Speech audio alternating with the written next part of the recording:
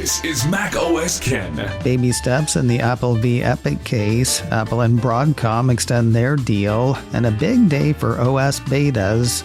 It is Tuesday, the 7th of July, 2026. I'm Ken Ray, and this is news from macOS Ken.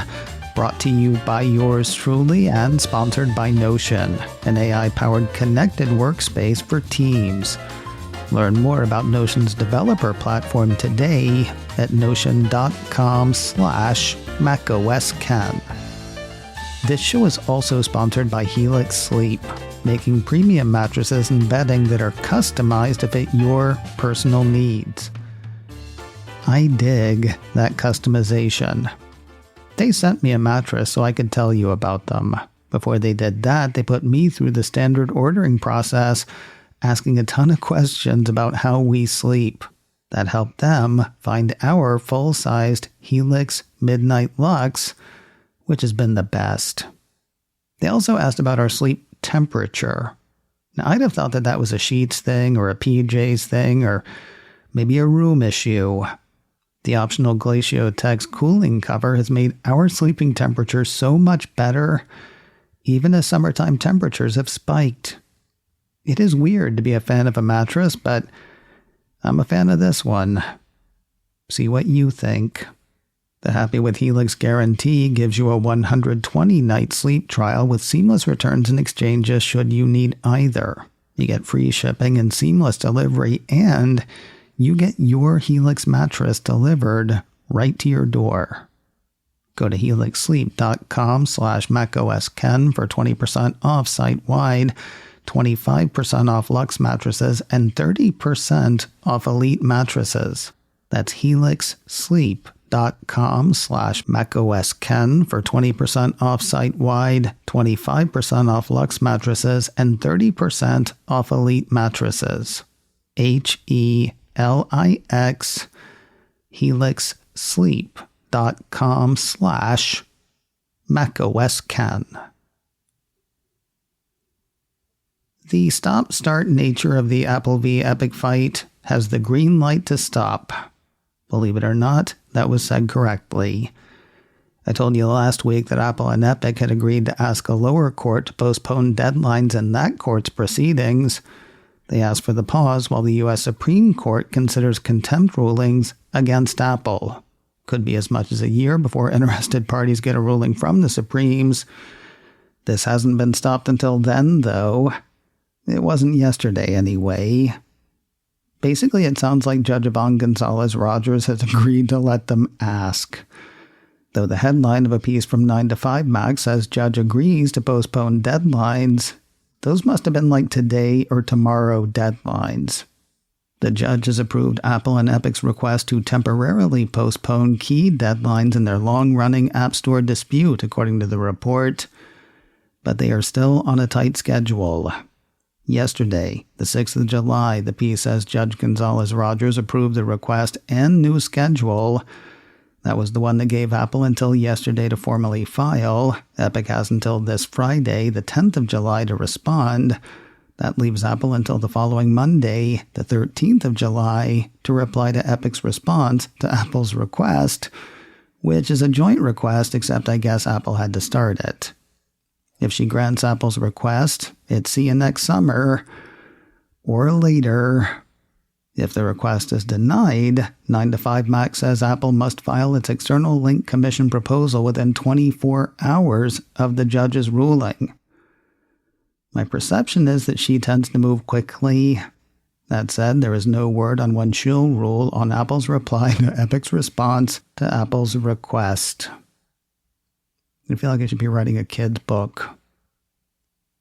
Apple will stay a Broadcom customer for at least the next few years. According to a piece from the Next Web, Broadcom has extended its long-running relationship with Apple through 2031, signing new multi-year agreements to design and supply a range of custom chips for the iPhone maker.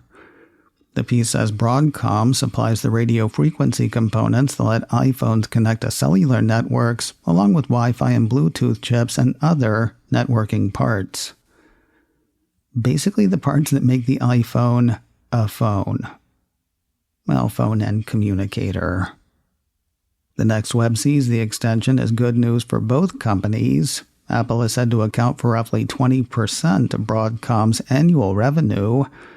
Knowing that it will have at least that much of its bread buttered for the next 5 years would bring Broadcom some certainty. At the same time, Apple gets to relax a bit, knowing that whatever shortages may come, it'll have the communications parts it needs for its communicators. Now, the cloud in this silver lining is found in Apple's own processor plans. The next web points out that Apple's been trying for years to design more of its own connectivity silicon and reduce its reliance on outside suppliers. Locking up supply through 2031 may be an indication that Apple's own work is going slower than the company might have hoped. Then again, the piece points out Apple just gave itself 5 more years of breathing room in developing its own connectivity chips. Monday was a big day for OS developer betas. Pieces from Mac Rumors had Apple seeding the 4th developer betas of blankOS 26.6. That included builds for iOS, iPadOS, macOS Tahoe, watchOS, tvOS, and visionOS. Then it was same again for version 27 of each operating system, with Apple seeding their 3rd developer betas. If you're wondering what's new and what's coming, the smoother-sounding Siri has made the scene. A piece from Apple Insider says Siri AI voice customization options have turned up in the 3rd iOS 27 developer beta. In the Settings app, the site says Apple has enabled voice customization options for the new and improved Siri, but only for devices with the A19 Pro chip. Advanced Siri AI features require at least 12 gigabytes of RAM, hence that restriction. Also, the entire Siri AI model needs to be downloaded between Beta 2 and Beta 3 for most users, according to Apple Insider. For some, that has put the more advanced Siri features back behind a wait list. Enjoy your time on the bleeding edge. More new Siri in store. A piece from Mac Rumors says Siri AI has made its way to the 3rd developer beta of watchOS 27. That piece says the dynamic app grid that pops up when the digital crown is pressed in watchOS 27 displays the Siri app in the center, and the smarter version of Siri is available to answer queries and complete requests. Of course, that still requires a paired iPhone nearby. That iPhone has to be running the latest and greatest. Enjoy your time on the bleeding edge. Are you one of those freaks that ever actually sees your Mac's desktop? I'm sorry, did I say freaks? I meant weirdos.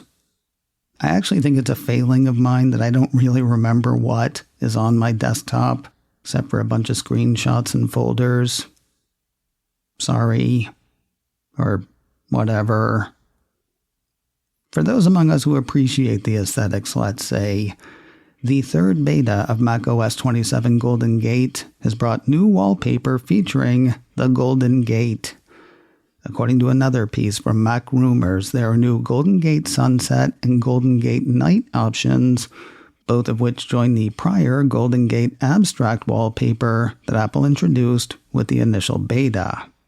Those images are said to animate when unlocking the Mac. They can also be used as screensavers, with waves breaking on rocks at sunset and cars driving the Golden Gate Bridge at night.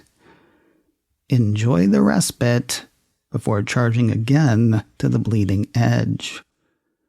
Now, public testers, look sharp. blankOS 26.6 will probably be out to you either today or tomorrow, though we don't know exactly when.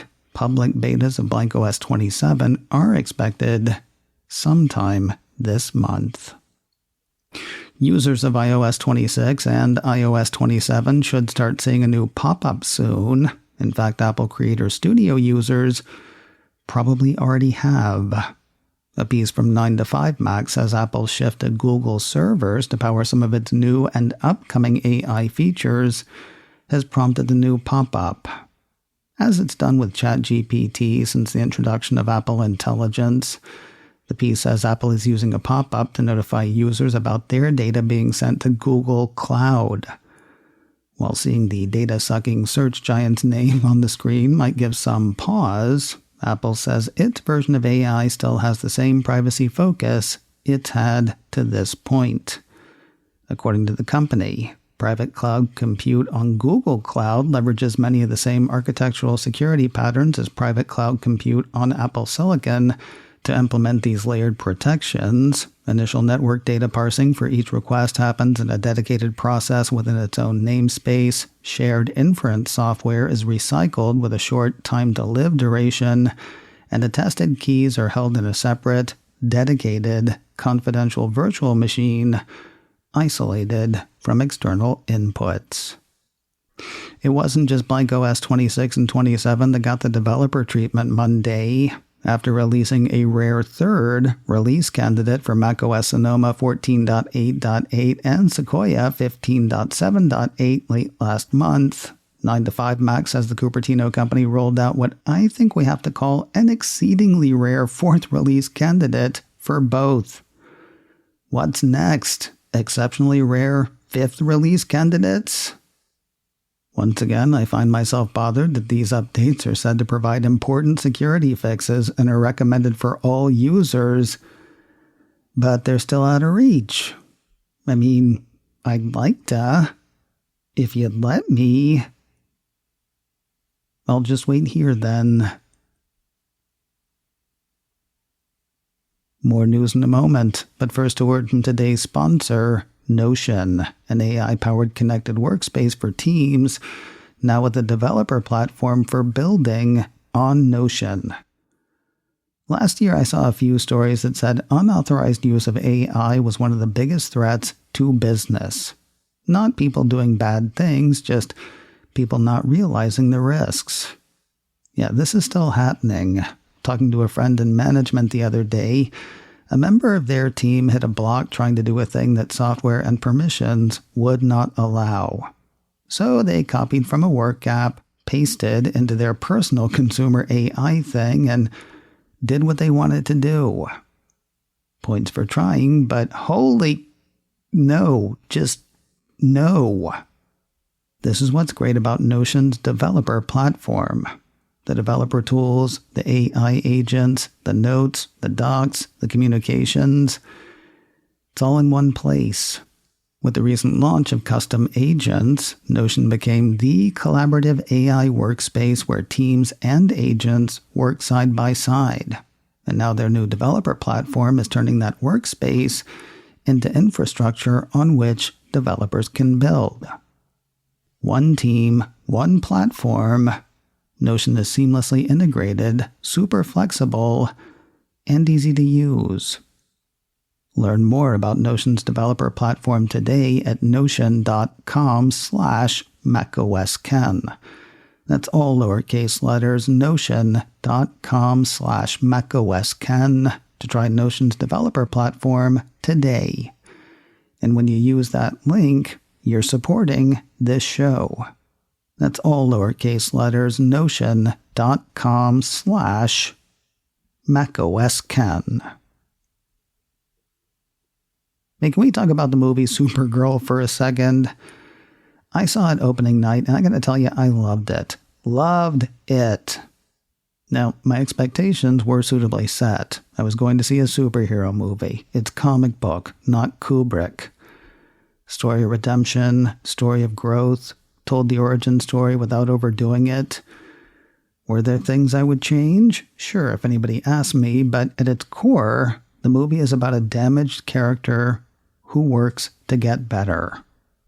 For me, that'll beat beating up bad guys any day.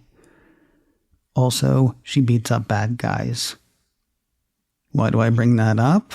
Because Craig Gillespie, the guy who directed Supergirl, has a new series coming to Apple TV.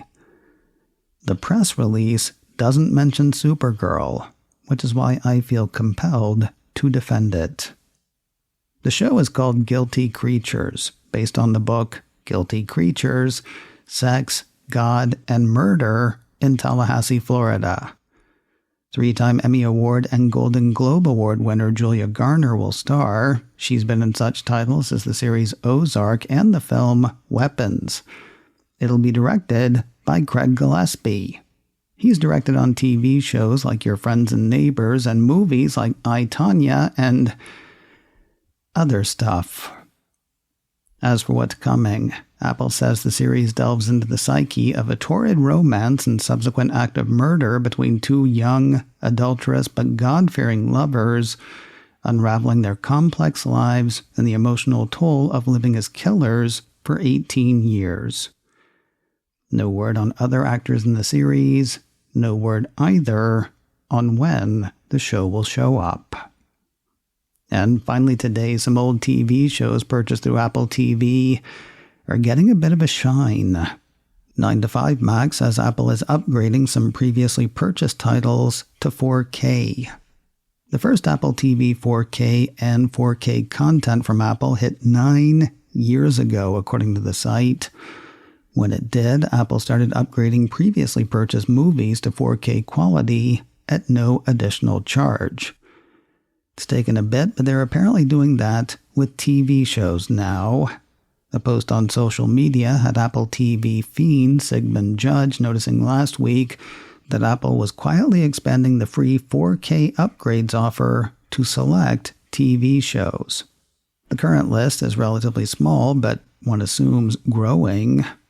Updated titles of note so far include Heated Rivalry, all 7 seasons of Mad Men, Star Trek Strange New Worlds, the Jordan Peele reboot of The Twilight Zone, and a host of others. That's from a list put together by Judge. Apple doesn't seem to have made any sort of announcement about the upgrades.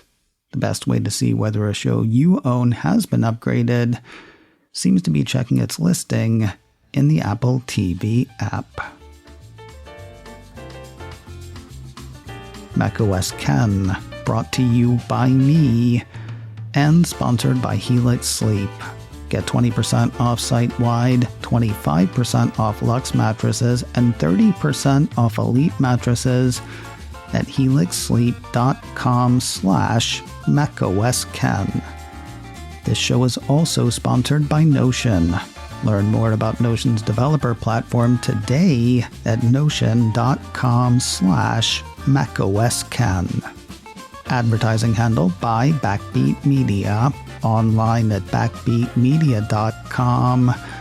You can find me on Mastodon, macOSken at mastodon.social. You can also send me an email, info@macOSken.com. Until next time, that is news from macOS Ken. I'm Ken Ray.